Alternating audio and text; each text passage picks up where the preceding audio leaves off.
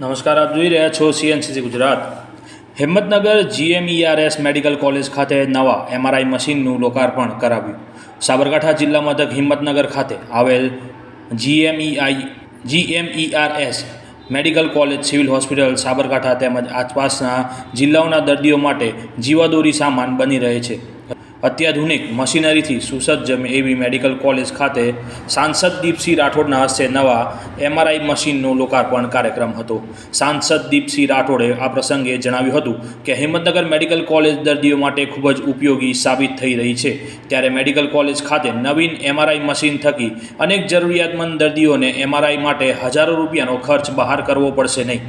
CT scan અને MRI મશીનની સુવિધા મેડિકલ કોલેજ ખાતે થવાથી અભણ અને ગરીબ દર્દીઓને અહીં ભટકવું પડશે નહીં.